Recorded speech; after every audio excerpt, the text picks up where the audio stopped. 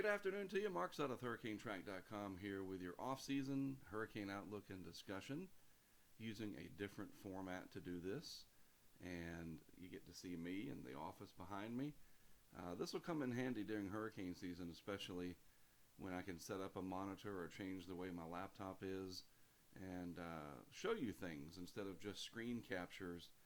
I can actually bring some of the equipment in that we might be using for something in the field. Again, seeing the emotion, being able to kind of talk with my hands a little bit. I think this is going to be really nice using Ustream Producer. So I'm going to be broadcasting this live for our subscribers on our HurricaneTrack Insider page. I'll talk more about that down the road. I'm not going to start pitching that to you just yet. I want to make sure everything works first. But this is going to be a nice way to do things. I can record it and broadcast it live for people and put the recorded version on Ustream and YouTube accordingly. They'll go to both places, so that's good. All right, so let's switch over. I like this. I can switch over between sources, and it's just a much better way. I think I'm really going to enjoy this. So let me get my toolbar back here, and we can get started. So here we have the title page. All right, come on. Why is it not responding? All right, well, the toolbar is just going to stay there for some reason. That's fun. Maybe it'll go away. Maybe I'll start this over in a minute. Let's just kill it and bring this title screen back up. The good thing about rehearsing this is that it won't move. There we go. I'm going to leave it like it is. Screw it, right? It's live, and sometimes it doesn't work the way you want it to, and so be it. Just got to rock and roll with it. Let me get my colors the way I want them. I want it to be red, and I want it to be a nice and thick red, like that. All right, we get rid of that. We get my cursor back, and let's get on with the program, shall we? We won't let a couple of technical goofs at the beginning slow us down. We've never done that in the past, and we won't start doing it now. So we have the sea surface temperature anomaly map, and this is updated today. And you notice that, yes, the eastern Pacific here definitely warming up in the Nino 1 and 2 region, a couple of degrees Celsius above where it should be, but the other regions out here towards Nino 3, Nino 4, and remember that I showed you in last week's maps. This is all divided up into different regions and subregions and what have you. And this region out here is still along the equatorial portion, of course, of the Pacific. You're right around neutral. There's some cool spots in there, but we're not seeing any significant warming out this way. And I'll show you some other interesting maps in just a moment that sort of further explains this and shows you why I don't think we're going to have much of an El Nino to worry about, if at all. Meanwhile, in the eastern Atlantic, a little bit of cooling going on over here, but the western Atlantic still just as warm as it has been all winter, if not warmer, relative to average. The little cool patch in here where the loop current, for whatever reason, is showing up as a cold anomaly. But overall, the Gulf of Mexico significantly above the long-term average. And of course, the northwest Atlantic here, very, very much above where it should be for March the 6th. Now, this is important because they may be several degrees warmer or colder, whatever we're looking at now, but is it going to be that way, and how does that translate into what we see in August and September, the peak months of the hurricane season, and I guess you could say even into October? Things are relative, right? These are above average for March, but are they going to be this much above average in September? We'll just have to wait and see about that. So moving right along, the subsurface in the equatorial Pacific region. Now this is interesting because it's waxing and waning. We're not getting any large areas of significant warming in the subsurface. Like we had, like I was talking about last week, these different gradations of very warm all the way to like the right side of the scale back in 2015. This huge area of warmth was gathering over here, and it was going to move its way eastward with westerly wind burst, and we're not seeing that, and it's quite the contrary. We actually have, here this sort of bowl of, right where it should be, which is the white color, right in the middle there, and then just a little area of blue. But then, also keep in mind, over in the Western Pacific, I drew a line for some reason. In the Western Pacific, we have some colder water showing up over here. So this is back and forth ping-ponging between, oh, it looks like an El Nino's coming on, and oh, wait, maybe it's not. And look, even here in the eastern Pacific, yes, there's some pretty strong positive anomalies, but that's getting chipped away here and here. And, it looks like I'm kind of cherry picking what I want to show, and I'm not. I mean, this matters. We're not seeing a solid, definitive march towards El Nino. And this type of data that we can look at on a week to 10-day basis all year long helps to understand what's going on. And when you see these little areas over here, this is not filling in, a little patch of blue over here. The whole thing is just not rampant El Nino status, and it's not heading that way, at least not yet. So just something to keep in mind. We will keep watching this, and we'll see how it evolves. But so far, I don't see any significant signs that we're headed towards El Nino for 2017. Now, the Gulf of Mexico continues to warm, as it should this time of year. These are the actual sea surface temperatures. Let's zoom back out a little bit. The loop current kind of runs up through here, and it is a little bit below normal, strangely. I have to look into that. Like, why is that? The 80-degree line is right here, 26 Celsius, 80 Fahrenheit, and the loop current's hiding in here somewhere. Why is it running below average, in that other map? Maybe I'll look into that and report back to you next week. But the rest of the shelf water warming up as well. Had a question on YouTube, a comment question last week about why is the shelf water colder? What's the deal with the fluctuations? Well, it's pretty easy to sort of visualize it, that this water, and we use the highlighter here, all up through here is shallower, due to the continental shelf, than the deep part of the Gulf of Mexico. So this water closer to land up here, the shelf water, is much easier to warm, first of all, because it's shallower. So the sun's energy comes in, and it warms it up much quicker. And conversely, the Gulf of Mexico takes longer down here at depth in the open Gulf to warm up, and at the same time, it takes longer for this area to cool off than it does this area. So your shallower water, let's put it in an analogy. People who watch my videos know that I love analogies, and we'll switch back to me for a second. All right? So think about this. I should have brought in a prop. You have a small cup of coffee, and it's 150 degrees hot, and that's going to cool off much faster than if you had, let's say, a 55-gallon drum of coffee, right? That was also 150 degrees. The larger drum and the deeper drum of coffee will take much longer because it's a larger volume of coffee, certainly, but the smaller body of water, coffee in this case, cools off quicker, right? So there's my coffee analogy. And so if we go back to the other source here, just think about that the shelf water up here, that's your small pot of coffee, so to speak. And so it takes this much less time to heat and also much less time to cool. And that's why when you get a hurricane coming through here, as an example, it may be a raging Cat 4 or Cat 5 through here, but as it approaches this shelf water, it's easy to mix this up. And if you think about that cup of coffee one more time, it's real easy to stir the coffee and kind of cool it off a little bit, and especially towards the top.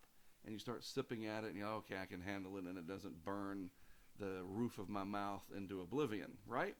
And the 55-gallon drum of hot coffee, that's going to take you a lot longer. So a hurricane can come in and churn up. There's my arrow again. That's weird. I got to figure out why it keeps doing that. The hurricane will come in here and sort of churn this water up and on its way in, depending on how fast it's moving. And sometimes they start to weaken right before landfall. But back to my point, the shelf water here is warming, and we got spring break for some colleges, universities, etc. beginning to start, and others will commence over the next few weeks. And let's just look at some of these temperatures real quick. That's 22 degrees Celsius, okay? And if you know your scale, there's 20 Celsius. 20 Celsius is roughly 68 degrees Fahrenheit. So all through here, this is 68 degrees Fahrenheit. That's one way to look at it, right?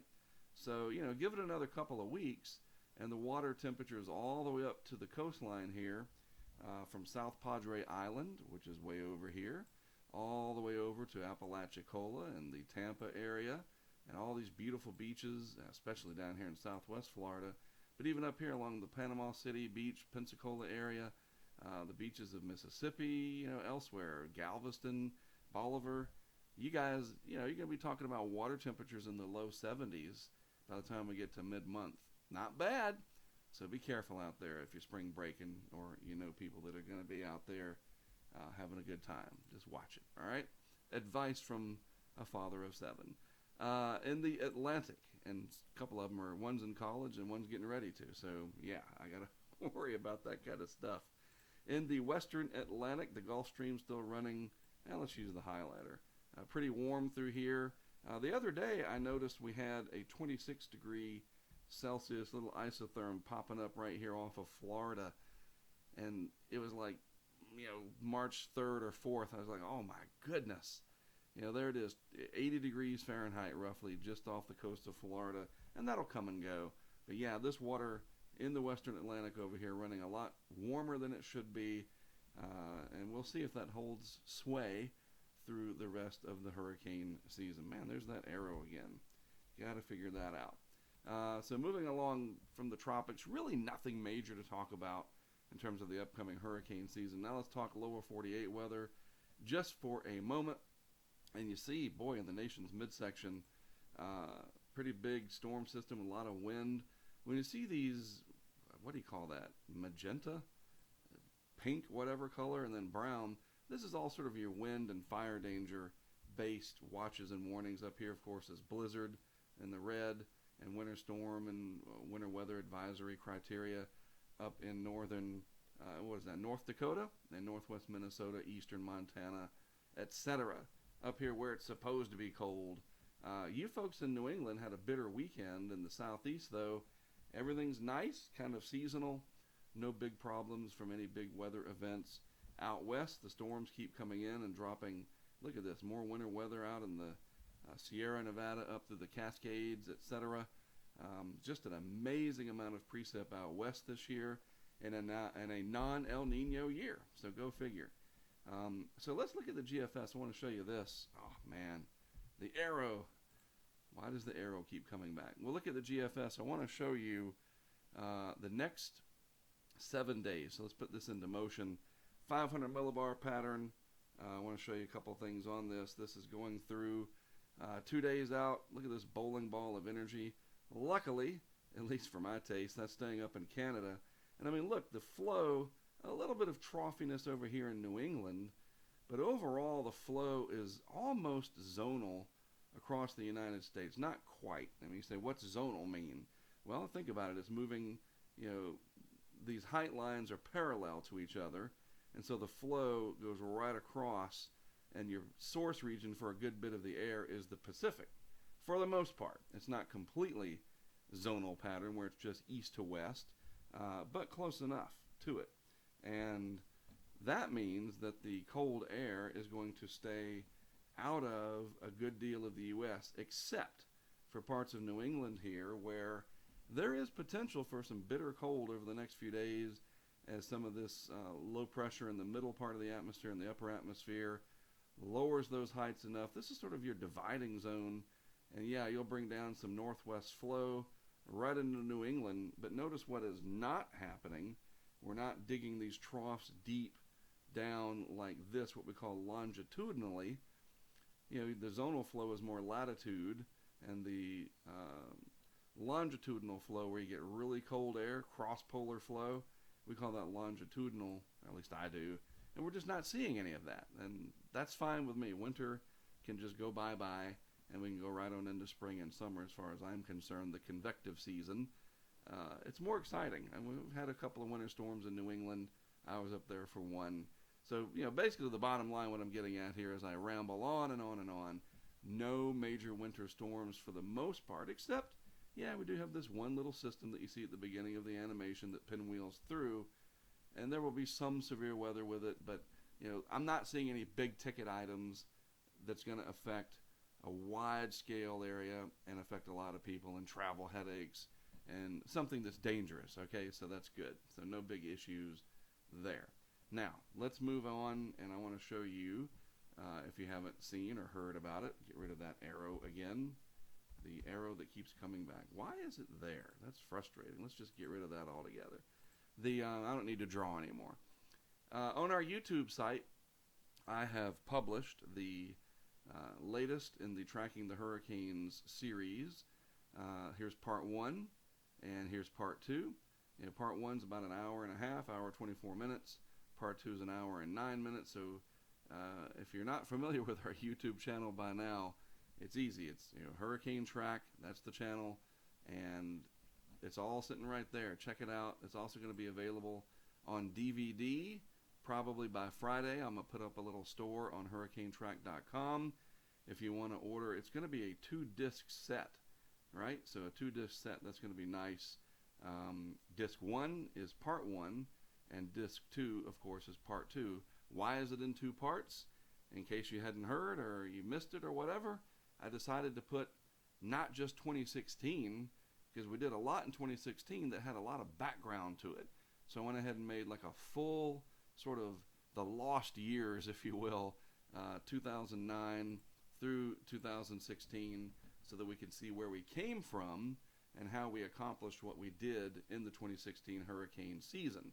So I thought that was important to do. All right, so it's on YouTube for free, and I will make it available for purchase on DVD, and I'll probably even sign those for people, because I'm not going to sell thousands of them, so I won't wear my hand out doing autographs. That'd be nice. It'd solve our funding problems, but yeah, if some people want to order them on DVD, and I think that'll be great, and those will be available starting this Friday on HurricaneTrack.com's store that I'm getting ready to put up. All right, well, that is it for me, from me, and for me. I don't know if that's it for me, because I plan on being around next week, but you get the idea. That's it from me for today. That's what I want to say. Again, this will be sort of the look. This is my office here behind me. I've got a mural over here that you can't see, that I'll eventually rearrange everything. I'm going to have a nice background, and once we get into the season and I get the settings right and the lighting and all that, I do want to be able to put up a big monitor so that maybe I can move over this way and have the monitor sitting over here. I got to deal with the whole mirror image of stuff, and I can point things out. We'll figure it out. This could be fun. We could really do a lot with this. And again, being able to bring in props and show you some of the things that we might be using in a field mission, for example. There's a lot that can be done using these tools with Ustream. All right, so let's go back to the title page. There it is. And I'm going to sign off. Hey, thanks for tuning in. I appreciate it. And thanks for working with me through the bugs here. Like I said, hey, if everything... see, I even screwed that up.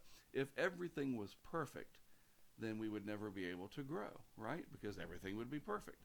And we learn from mistakes and errors. And I always think of, failure is not only an option, but as I say on my program, the latest Tracking the Hurricanes at one point, because we did have a little problem with one of our weather balloons, that really failure is the only way to grow. So I appreciate you hanging with me as I grow through this, and it's going to be really nice. I can't wait for this to become closer to perfect, and we have a nice, smooth, new way of doing things. All right? Have a great rest of your Monday. Thank you very much for tuning in. I am Mark Sudduth for HurricaneTrack.com, and I'll talk to you next Monday.